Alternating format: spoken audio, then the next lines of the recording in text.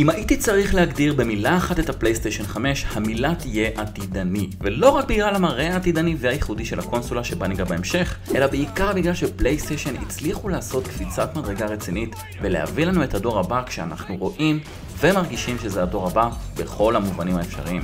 בין אם בדואל-סנס, השלט החדש עם התכונות הייחודיות שלו, ממשק חדש, נוח, יפה ופשוט יותר לתפעול, טעינה מהירה של שלבים וגרפיקה באמת יוצאת דופן במשחקי הדור הבא. אז קודם כל סוני, שפו. המצוינות שלהם באה לידי ביטוי גם בחוויית המשתמש. בתוך הפלייסטיישן 5 מובנה משחק בשם אסטרו פליירום. המטרה של משחקי אסטרו היא כמו במשחק ל-VR, ללמד אותנו על המכשיר החדש, ולא פחות חשוב, להשוויץ ביכולות שלו.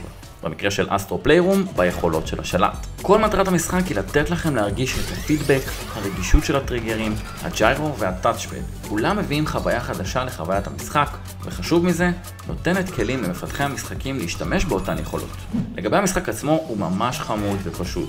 הוא יעביר אתכם בין 4 הרכיבים של הפלייסטיישן, שבכל רכיב תוכלו להיכנס לעולם ולמצוא מכשירים וקונסולות מ4 הדורות הקודמים. סך הכל משחק חביב, קליל ולא קשה במיוחד, עם המון רפרנסים למשחקי סוני עד היום. המשחק נועד להכיר קצת את הפלייסטיישן 5 יותר מקרוב. אז אל תוותרו על החוויה הזו אם אתם קונים את הפלייסטיישן. מה שכן, הגודל של השלט החדש גדול מהישן, אבל נוח מאוד לאחיזה ומשחק. הוא החזיק לי כמעט חצי יממה בלי הטענה עד שהתבקשתי להטעין אותו. מבחינת עיבוד, הפלייסטיישן לא מאכזב. אומנם המעבר בין המשחקים לא מהיר או מיידי כמו באקסבוקס, אבל בתוך המשחקים עצמם אין ממש מסכי טעינה, ופאסט טראבל הוא כמעט מיידי. הכי הרבה המתנה הייתה לי ב-The Last of Us 2, וגם זה ביחס לפלייסטיישן 4 היה די מהיר. מנגד, שימו לב לדוגמה הזו מהמשחק ספיידרמן מיילס מוראלס.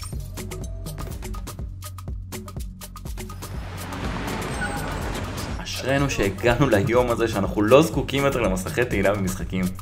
ואם כבר נגענו בספיידרמן, בואו נדבר על הגרפיקה של הדור הבא שסוני באה להראות לנו במשחק ההשקה ספיידרמן מיילס מוראלס. אצל אקסבוקס לצערי לא קיים משחק כזה עדיין, אבל אם נחזור רגע לספיידרמן, שימו לב לאיכות, לרזולוציה, לפרטים הגרפיים הקטנים ביותר.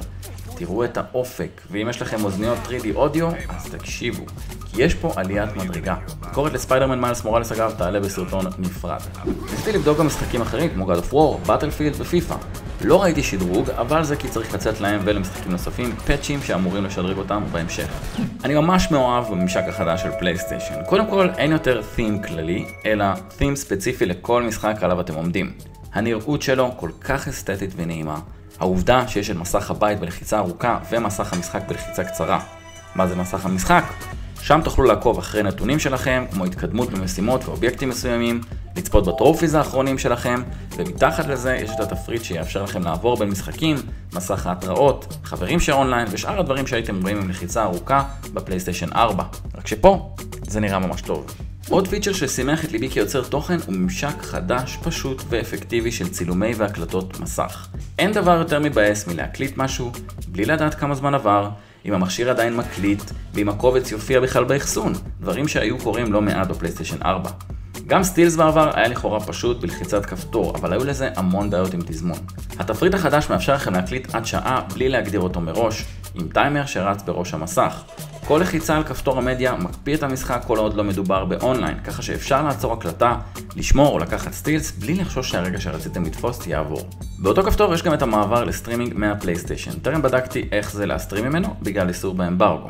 ואם אתם אוהבים להשוויץ בטרופי שלכם, אז פלייסטיישן סידרו לכם לא רק תמונה של רגע קבלת הטרופי, אלא סרטון של 15 שניות בו אתם מקבלים את הטרופי אחרי הפעולה שביצעתם. אם בכל זאת מחפשים את השלילי, הקונסולה כן יכולה להיות רועשת מאוד. כשמפעילים אותה, יש משהו כמו חצי דקה ששומעים את המכשיר מתאמץ, אבל אחרי זה שקט. הרעש הזה יכול לחזור בסצנות גדולות או רגעים שמצריכים מהקונסולה קצת מאמץ. מה שכן, לא שומעים את הרעש מבעד לאוזניות. דבר נוסף שיכול להיות שלילי לחלק מהאנשים הוא הגודל שלו. שנים שסוני מנסה להרגיל אותנו להעמיד את הקונסולות ולא להשכיב, ואנחנו סירבנו להקשיב להם. לי באופן אישי יש איפה להניח פלייסטיישן עומד, אבל לא לכולם יש את המקום הזה. וכן, אני יודע שאפשר גם להרכיב את המכשיר בכדי שיהיה על הצד, אבל המכשיר עדיין גדול, ולא הייתי מכניס אותו לתא בשידת טלוויזיה, כי הוא יכול להתחמם שם בקלות. הדבר השלישי הוא שאין חיבור למצלמת פלייסטיישן. יש אפשרות להזמין מתאם, אבל למי שיש ברשותו VR או משחקים אחרים שמצריכים מצלמה, לא יוכל לשחק בהם כל עוד אין לו את המתאם הזה. זהו, חוץ משלושת הדברים הללו, מדובר במכשיר פשוט מושלם.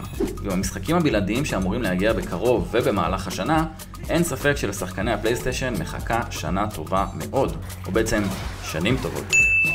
מבחינה חיצונית, אם שמים את גודל הקונסולה בצד, מדובר על עיצוב יפהפה של הפלייסטיישן 5 עם פתחי אוורור מכל זווית אפשרית כדי למנוע מהקונסולה להתחמם.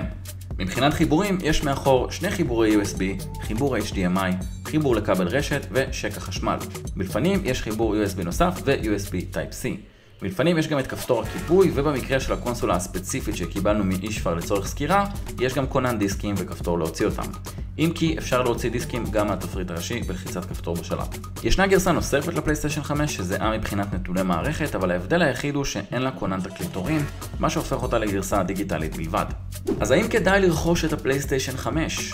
בעיניי, בוודאי. אין ספק שהחבילה של מייקרוסופט יותר משתלמת כלכלית בגלל הגיימפאס, אבל הפלייסטיישן הוא מוצר פרימיום איכותי, ועל איכות משלמים. חוץ מזה שאלו שירכשו את הקונסולה ומחזיקים בחשבון פלייסטיישן פלוס, יזכו לקבל חבילה גדולה ויפה של לעיתים של הפלייסטיישן מהדור הקודם. ולאלו שאומרים לעצמם, בסדר, כל המשחקים שיצאו בקרוב יצאו גם לפלייסטיישן 4, אז אני אמשיך לשחק בו, סבבה. אני מבין אתכם, גם אני חשבתי ככה, אבל וואו, איזה שדרוג מטורף סוני עשו בין שתי הקונסולות האלו. לכן אני עדיין ממליץ לשדרג את המכשיר, רק כי הוא יעשה לכם חיים קלים יותר, וייתן לכם איכות טובה יותר בנוגע לביצועים טכניים וגרפיים, ועל כן ישפר את חוויית המשחק שלכם. השאלה המתבקשת לאלו שמשדרגים היא כנראה, האם אפשר להעביר את השמירות וההתקדמות שלי ממשחקים מהפלייסטיישן 4 לפלייסטיישן 5? אז התשובה היא כן, אבל זה לא משהו שיקרה באופן אוטומטי. אתם תצטרכו ללכת להגדרות ולהוריד את קבצי השמירה האחרונים שלכם מהענן של הפלייסטיישן או דרך USB עם דיסק און קי. אבל זה אפשרי. מחירו של הפלייסטיישן 5 עומד על 2,500 שקלים, ואילו מחירו של הפלייסטיישן 5 בגרסה הדיגיטלית עומד על 2,000 שקלים. תאריך ההשקה של שתי הקונסולות בארץ הוא ה-19 לנובמבר. זו הייתה סקירה על הפלייסטיישן 5. אם נהניתם, אל תשכחו להשאיר לייק. אם אתם חדשים פה, וולקאם, אתם יותר מוזמנים להירשם לערוץ, ותפעילו את הפעמון לקבל עדכונים על תכנים נוספים לפלייסטיישן 5 שנעלה בהמשך. אנחנו נתראה בפעם הבאה.